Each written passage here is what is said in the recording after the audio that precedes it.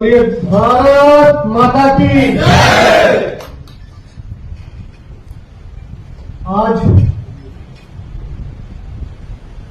अपने आदर्श शिक्षा मित्र welfare association के तत्वाधान आयोजित धन्यवाद एवं आभार कार्यक्रम में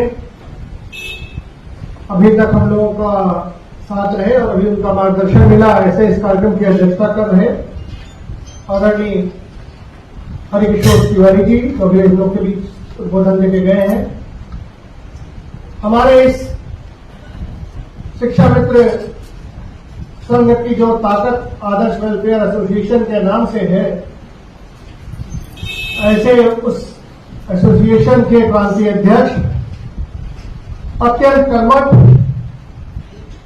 ऊर्जावान मेरे छोटे भाई आदरणीय अमरेंद्र दुबे जी, प्रदेश महामंत्री आदरणीय यदुवीर जी, प्रदेश महिला प्रभारी बहन श्रीमती सुमन यादव जी, छोटे भाई जिलाध्यक्ष चित्रकूट, प्रदेश संगठन मंत्री आदरणीय अनूप मिश्रा जी, पूर्व जिलाध्यक्ष उन्नाव श्री अजय जी,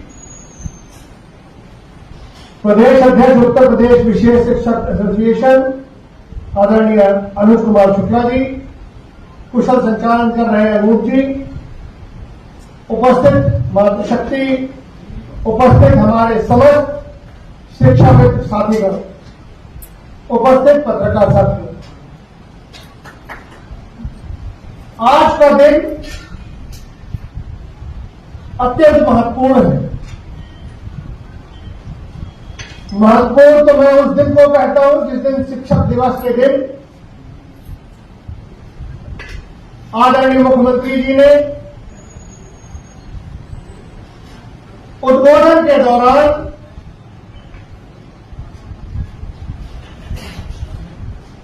तमाम शिक्षकों को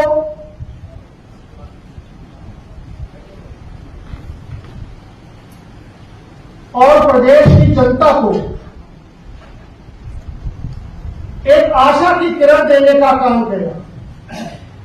और हम लोग तो अभिभूत इसलिए हैं, वो चाहते उनके मन में होता तो खाली शिक्षकों को जो नियमित शिक्षक हैं उन्हीं को ये लाभ से लाभान्वित करते और बाकी अगर न जुड़े जाते तो हम लोग सिर्फ अपना दिल में सोचकर रह जाते और आगे के लिए उम्मीद के दामन खोल के रखते भी शायद हमारे बारे में भी सोचा जाएगा या हमारे जो संघर्ष आपका चल रहा है उस संघर्ष में एक और कड़ी जुड़ जाएगी कि इसको भी हम मांग करेंगे।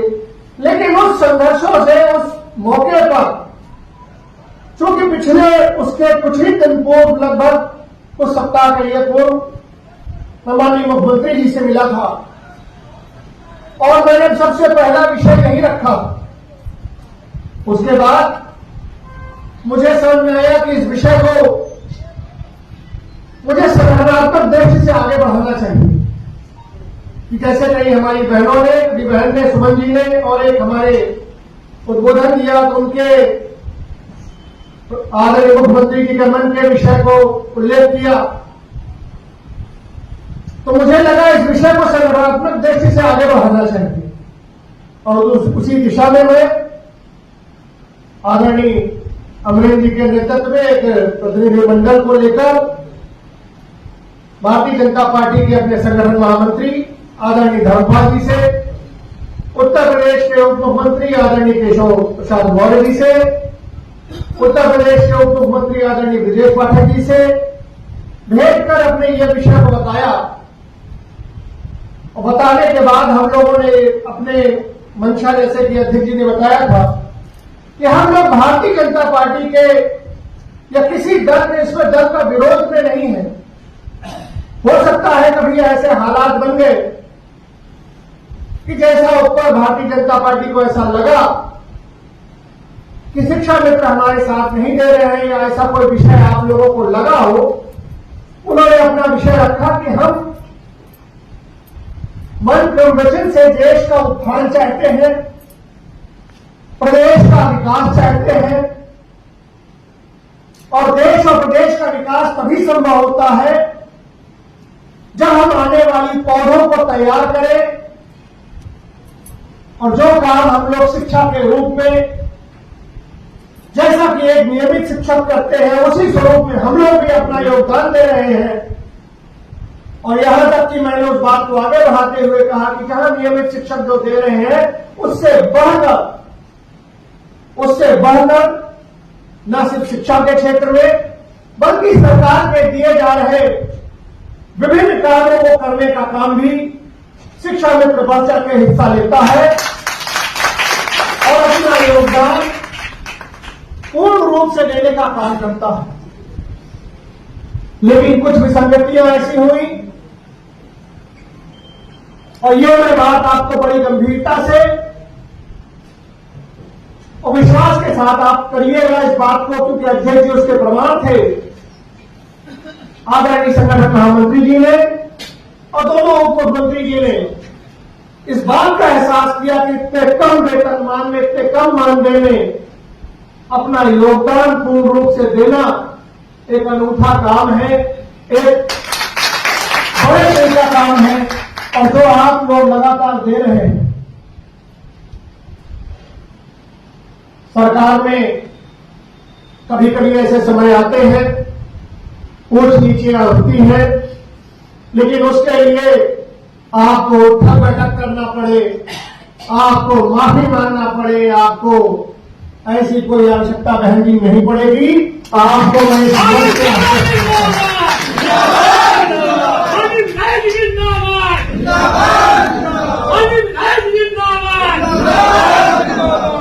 इस बात को अच्छे से जानता हूं, हमारी मातृशक्ति यहां उपस्थित है।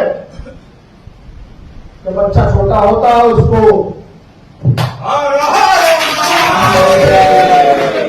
दूध तभी पिलाया जाता है जब बच्चा रोता है। जब बच्चा सामान्य तौर से हंसता खेलता रहता है तो माएं भी दूध नहीं पिलाती। तो इसलिए थोड़ा रोना, थोड़ा चिल्लाना और जब पेट खाली हो, मन उदास हो तो वो भी बनता है। संघर्ष के बिना कुछ प्राप्त नहीं होता सत्य, ये सत्य है। पर संघर्ष का स्वरूप क्या होना चाहिए उसको हमको निर्धारित करना है। संघर्ष कई तरह से किया जा सकता है।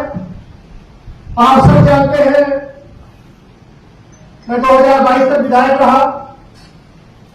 2022 में मेरा टिकट पार्लियामेंट्री बोर्ड से क्लियर होने के बाद, मुझे शीर्ष नेतृत्व ने बताने के बाद, घोषणा के एक दिन पहले ऐसे पूछ नीच हुई कि समीकरणों का भेद चढ़ते हुए मेरी सीट गठबंधन को चली गई।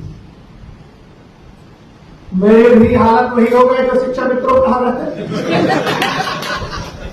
अब क्या करूं, क्षेत्र में हमारे चित्रकूट के लोग यहां उपस्थित हैं। मेरे जाने के बाद आप पूछिएगा क्या स्थिति थी।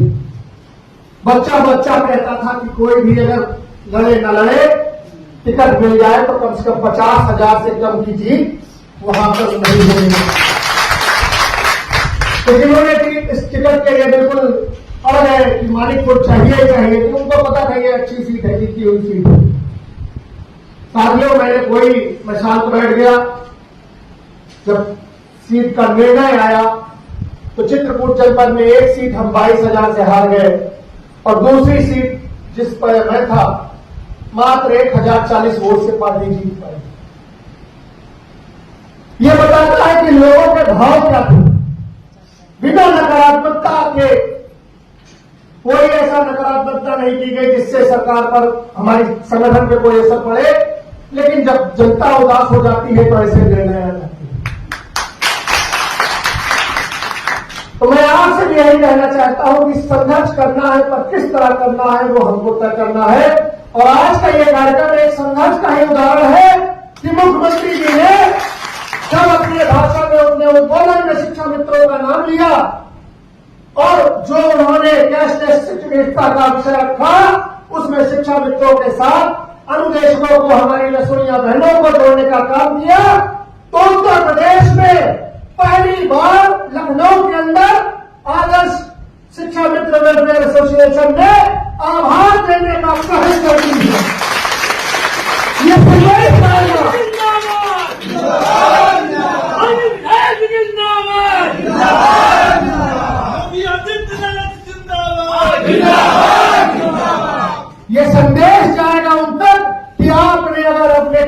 मुख से उनका नाम ले लिया, उनको एक लाभ दिया है, तो उन्होंने तुरंत आपका आभार व्यक्त कर कर आपको अपने सिर हाथों पर लेने का काम प्रारंभ कर दिया है।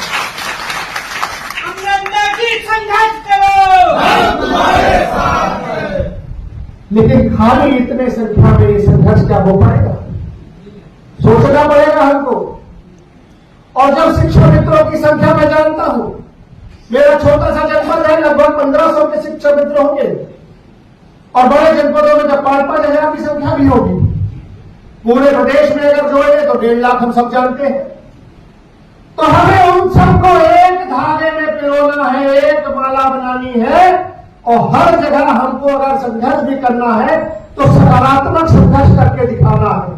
सकारात्मक संघर्ष क्या होता है, इस चीज को हमको समझना है, क्योंकि हमारी जो डोर है बड़ी कमजोर डोर है। हमें अभी तिवारी जी का उद्बोधन था, तिवारी जी लोग का जो विषय रखा बिल्कुल सही विषय है। संघर्ष करके चीजें मिलती है, लेकिन किस तरह करना है, हमको क्या करना है। हमको चाइना और जापान का उदाहरण लेना पड़ेगा। वहां भी संघर्ष होता है। जब जूतों की फैक्ट्री में लेबर काम करते हैं, उनको संघर्ष करना होता है, तो अपने काम को नहीं बाधित करते हैं, बल्कि दोनों पैरों में से एक पैर का जूते का निर्माण प्रारंभ रखते हैं, एक पैर का निर्माण बंद कर देते हैं, ताकि प्रोडक्शन जारी रहेगा, लेकिन पूरा तब होगा जब दूसरे पैर का बनेगा। तो हमें भी उसी तरह के रास्ते खोजने हैं कि हम कैसे अपने आप को, देखिए भाव 2 तरह से हो सकता है। हम ज्यादा 1 घंटे ज्यादा काम करके, हम ज्यादा अलग से जो काम किया जाए उससे हम 4 काम ज्यादा करके अपने को सोशल मीडिया में डालें कि ये मेरा प्रदर्शन है। अगर हमें 10 घरों में जाके बच्चों को बुलाना है तो हम 12 घरों में जाके आज बुलाकर आ रहे हैं। ये शिक्षा मित्र का योगदान है। आपके साथ कदम से कदम मिला के नहीं, आपसे 1 कदम आगे चलने का काम कर रहे हैं। तो आप भी हमारी पीड़ा को जल्दी समझिए और हमारे पक्ष में निर्णय करने का काम कर हमारे परिवार को भी सबके परिवारों की तरह चैन से जीने का, चैन से सम्मान के साथ जीने का हक है, उस हक को दिलवाने का, देने का काम करें। आपके लिए मैं सदैव समर्पित हूं। और चित्रकूट जानता है, मैं कांताराव की नगरी से आया हूं। वहां पर मेरे पास अपनी मेरी भारतीय जनता पार्टी के जो कार्यकर्ता साथियों की फौज है वो तो है ही है, मेरे अपने निजी इष्ट मित्र हैं वो तो है ही है। उसके साथ मैं अपने प्राथमिक शिक्षा संघ के 3000 शिक्षक और लगभग शिक्षा मित्र के 1500 शिक्षा मित्र, हालात परिस्थितियां चाहे कैसी भी अनुकूल प्रतिकूल रही हो, पर इन्होंने सदैव मेरा साथ देने का काम किया है। और इसीलिए मैं उनके लिए मन धन से सदैव समर्पित रहता हूं। मेरे मन में यह व्यथा लगातार चल रही थी कि किस प्रकार से ऐसा काम किया जाए कि इनको भी एक मुख्य धारा में लाने का काम किया जाए, पर कोई रास्ता, कोई विकल्प, कोई समस्या, कोई समाधान नहीं मिलता।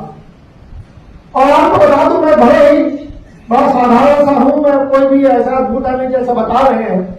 हमारे जनपद में कोल समुदाय है और कुछ सरकारों को वो वोट नहीं देते थे, मैं नाम नहीं लूंगा सरकारों का, कि अलग अलग चुनाव होते हैं, तो उन्होंने उनका नाम 2011 की सूची से उड़वाने का काम कर दिया। जो 2011 की जनगणना की सूची बनी थी उनमें अधिकांश कोल समाज का नाम ही नहीं था। जब नाम नहीं था तो वो आधार कार्ड नहीं बना, आधार कार्ड नहीं बना तो हर योजना से वो वंचित रहेगा। राशन कार्ड हो गया, प्रधानमंत्री आवास हो गया, कुछ नहीं मिल रहा था।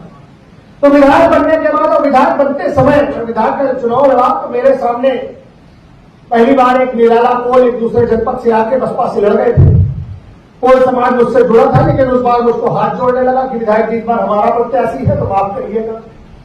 और लगभग बहुत कम संख्या में मुझे वोट मिले, लेकिन मैंने उन वोटों की चिंता नहीं की, चूंकि जीतने के बाद मैंने अपने आप को हर वर्ग का विधायक माना, हर समुदाय का विधायक माना और उसी दिशा से मैंने काम किया।